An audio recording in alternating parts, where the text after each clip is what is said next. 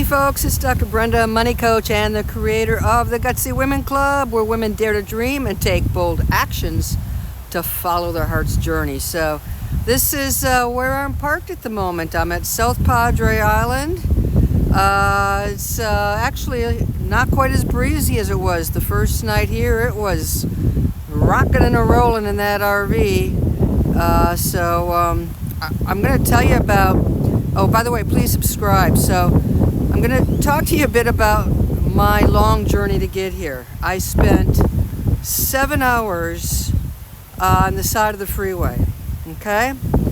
If you have been following along, you will know that I had a tire issue back in September. As I left Florida, the rear driver's side interior tire just suddenly deflated, and the tire valve stem had completely broken off, and I managed to pull off to a safe place and get roadside assistance, and they took the tire off, took it into a tire place, put in a new valve stem. Didn't inflate the tire all the way up to 80. It was only at 65, so I had to finish that job with a hand pump. Yay, huh? Bicycle pump. And put it back on, and I took off for Texas. So I was in hill country for 2 months, and before I left, I inflated the tires, checked, everything's good. I'm on the road for about an hour and a half, maybe 2 hours, and the tire monitoring system, the alarm goes off again. Boom, tire pressure. Same tire, just gone. Just air just pumps right out of it. So I managed to pull over to the side of the road, and luckily there wasn't a lot of traffic, but 75 miles an hour on that stretch. Same thing. So I walk over here. This is my troubled tire. And so this is the tire monitoring system here, this thing right here. And so this is for the interior tire, this is the exterior tire here. And what happened once again is the tire valve stem just came undone. I actually found this. I walked back behind the RV and behind the Jeep I was towing, found it on the side of the road. So, okay, my experience with Good Sam Roadside Assistance hasn't been very good. I'll just say that. Very poor communication, but I called them, explained where I was, and then waited to receive word of when somebody might be able to come help me. I did explain that I may need a new tire. I had driven twice now on this flat tire, and with whatever was going on, and the condition of my spare, I don't know, so just be ready for a new tire. And so after about 45 minutes, an hour, I finally got a text message. The estimated arrival time was at 4:40. Okay, so this was like before noon when I initially called. So almost a 5-hour wait for roadside assistance just to get to me. And at 4:40, that leaves me with an hour of daylight. So I was not comfortable with that option. The other thing they told me is that if they had to replace the tire, the charge would be over $400. So I took matters in my own hand and figured out where the local towns were and called a tire company from one of the local towns. And they were able to, they gave me a quote of less than $400 to put a new tire on at the road, and could be there in 45 minutes to an hour. And that's what I went with. It turned out to be a really good move. But here's where I had a 7-hour delay at the side of the road. Here's what happened.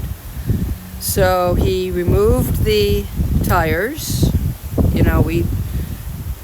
He jacked it up, removed the tires, had the new one, and you can see, and I suspect this I've had this rig for less than a year, and this could have been something that came with the rig that I didn't know about, but you can see that one of these nuts is actually missing. He did the best he could do, but some of these are stripped. So the tires, I mean, the tires are fine, but the nuts and bolts are in bad shape. So this was, he said he could fix it, and man, he was under here for the longest time.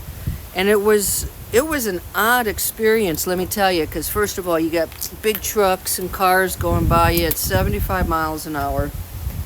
And during this time, another trucker, he was transporting cars on his truck, stopped behind us. I guess he saw there was a tire guy, so he had tire problems, so he stopped behind us. He approached me.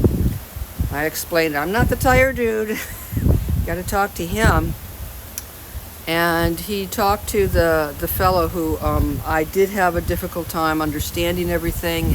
His English was so I had to ask him to repeat everything. But so the guy who pulled over talked to this fellow, the tire guy, and then the tire guy came back and said to me, "Watch my truck." That I understood perfectly. So clearly there was something going on, that he was concerned that this guy was gonna take stuff out of his truck, right? So I'm like, okay. So I stood by the truck. I'm like, all right, do I need to get my pepper spray? What am I going to do to watch this truck? You know, I've got am I gonna record what happens? I mean, really, it did make me feel pretty uncomfortable. I'm driving alone. I'm at the side of the road by myself. Definitely do need to get honed up on self-defense. I used to do karate, but that was a long time ago. So I was feeling pretty uncomfortable with that. But anyway, he discovered that the nuts, the bolts, the are stripped. So he said, so he helped that guy. Just had to pump up his tire. That guy left. And then so the tire guy says, I've got to go to the parts store. Do you want to stay here? And I'm like, yeah, I've got 3 cats inside. I'm staying by the side of the road. So he left for the parts store. Then a cop car pulls up, getting lots of action. This was all Tuesday afternoon. So the cop car pulls up, and I explain that, the tire guy's going to be back. I should be fine. I don't need a tow. At least I hope I don't. And so he takes off. Finally, the tire guy comes back, and he's still struggling with this tire. Hours of struggling with this tire. Another cop pulls up and stays behind us with the lights eventually flashing, which I was very thankful for, because otherwise it was getting dark. We're hard to see. And this is right on the freeway side, it's the driver's side, so not very good at all. Anyway, here's, he's got it back on. It's dark. We've lost daylight. Tries putting this back on. He pulls out the valve stem. He's got to take everything off, put a new valve stem on, put it back on. I mean, he didn't even bother to put the covering on, and he did warn me. So I know now what's going on. At least I have a diagnosis, and this is going to happen again until I get this thing fixed for good. So what he told me is that the nuts and the bolts, because they're stripped, this exterior tire is over time starts to wobble a little bit, okay? And so as it wobbles, and I can't tell this when I'm driving it. I've no way to detect, but you can see how close this all is to this exterior, to this wheel well. And what happens is it starts to rotate or move a little bit, and it actually pulls this stem valve right off.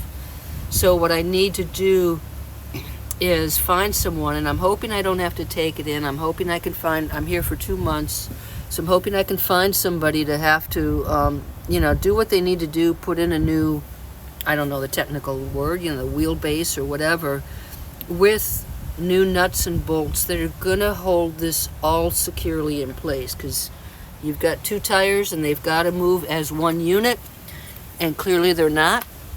So that cost me $418, folks, the tire and the roadside assistance.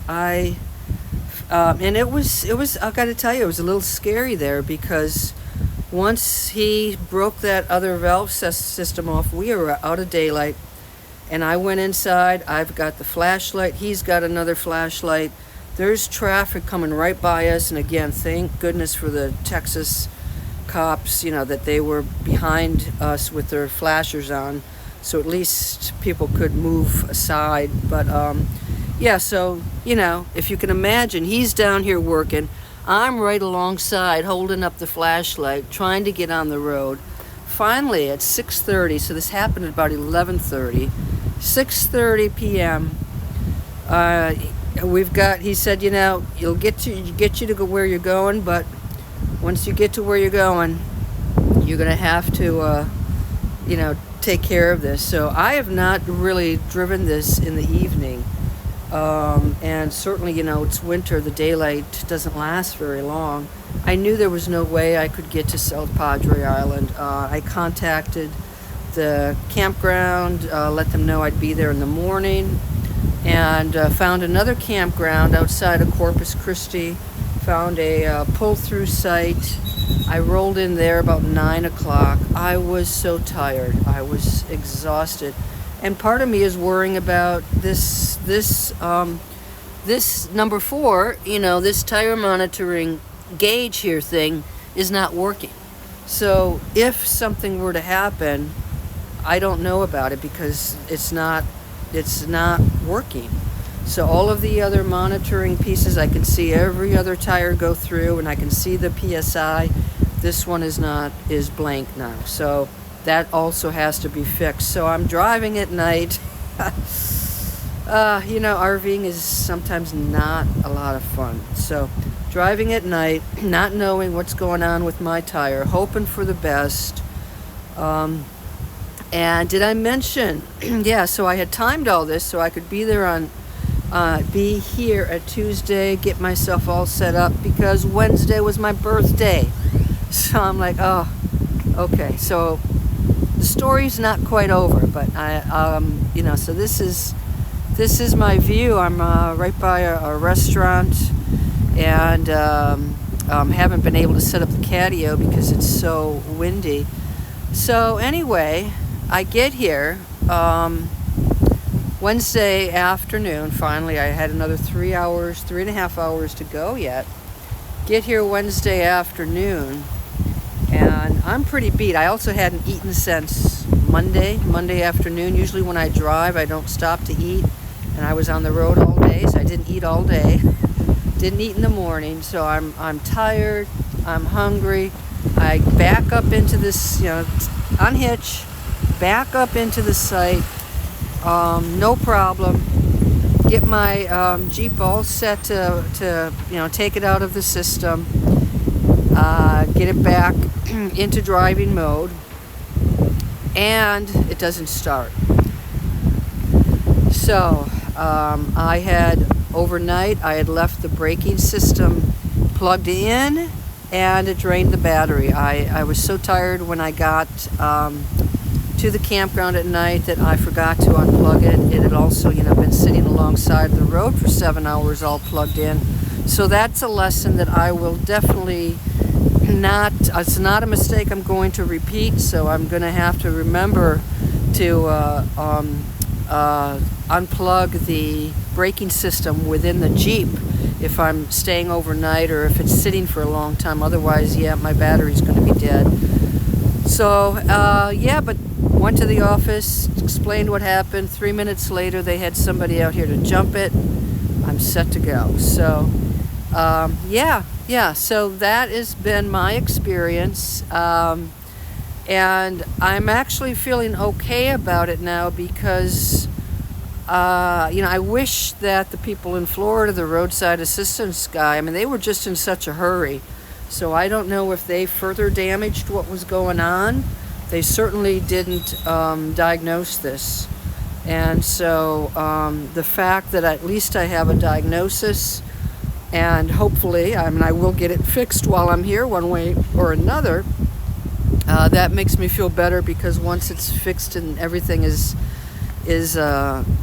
you know, securely attached and not jiggling and not rotating, then I don't have to worry about that particular problem again. So anyway, so I'm here figuring out what to do at South Padre Island. It's been crazy windy, incredible sunsets at night. That has been awesome. So maybe I can come out here and take a video while the sun is going down. But I'm really glad to be here. It's got such a different vibe. I feel so much more energy than I did at the campground in Hill Country. So I'm really happy. Cats are doing well. So anyway, that is my story. I hope you're doing really well. It's going to be raining most of the weekend. That means I'm going to be spending the weekend on Gutsy Women Club. Really excited about the progress that I'm making on that front. So I'm just going to, you know, leave you out here with a good view of where I am. Port Isabel is on the other side of that bridge. And I think you can see, if you can't hear, how windy it is.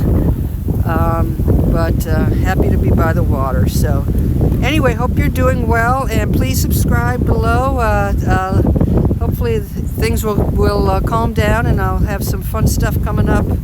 All right, you take care. Bye-bye.